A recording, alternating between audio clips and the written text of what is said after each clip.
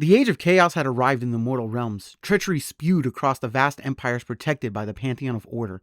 Horrors erupted from rifts in reality, and bloodthirsty foes charged from the fringes of civilization. All signs of the apocalypse, each foretelling the arrival of Archaon, the Everchosen, the embodiment of everything opposing Sigmar. The God King stood for order, light, and progress, whereas Archaon stood for chaos, despair, and corruption. As chaos ran across the mortal realms, the Pantheon of Order would begin to fracture. In Garan, Ilaria was besieged relentlessly by the Plague Father Nurgle, a fate she blamed Sigmar for. Far had she spread the love of life across the realms by the God King's advisement.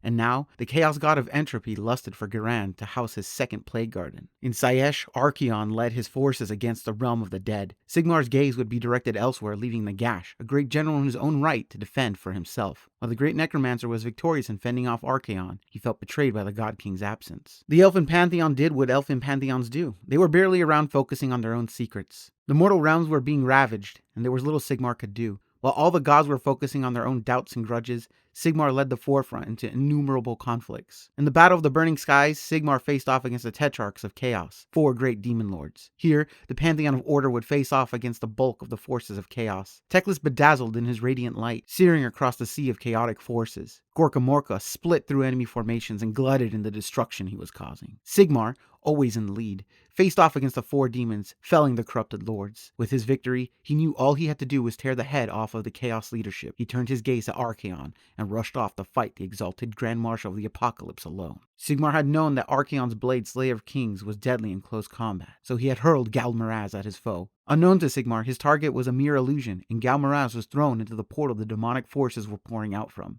Lost to the God King, he could hear Archaon and the Chaos Gods laughing and mocking at his misjudgment and failure. The Pantheon retreated from battle, disgustingly defeated. Sigmar and Nagash would then join forces against Archaon's invasion of the All Points. During this battle, Nagash turned his forces against Sigmar, enraged by the God King's absence in the Siesh invasion and seeing the God King as an unworthy leader. Sigmar fled the Battle of the All Points and focused his efforts on decimating Nagash for supposedly changing sides in an event known as the War of Heaven and the Underworlds. Chaos reigned across the mortal realms as Sigmar and Nagash fought one another in a blind and bitter war. But as Sigmar's rage briefly subsided, he saw the annihilation of the mortal realms he felt responsible for. The warrior side of him had taken over and belittled the kingly aspect of himself. Sigmar withdrew his forces across the mortal realms, begged his followers and any subjects looking to flee the Age of Chaos to make way to realm gates leading to Azir. There he would protect them. He had given the people of the mortal realms as much time as he could before sealing the realm of heaven for 500 years. And for 500 years, the mortal realms and the fractured Pantheon of Order fought chaos without the God King. Sigmar and Grudny worked tirelessly together, away from prying eyes, to create the Stormcast Eternals, heroes forged from the souls of individuals who died fighting chaos. And at the end of those 500 years, where the realms were ablaze and ruined by chaos, they would be blinded by thunder and lightning streaking across the mortal realms. Like the signs of the apocalypse of Archaon's arrival during the Age of Chaos, these were the foreboding signs that the God King had returned to bring hope back to the mortal realms, marking the beginning of the Age of Sigmar.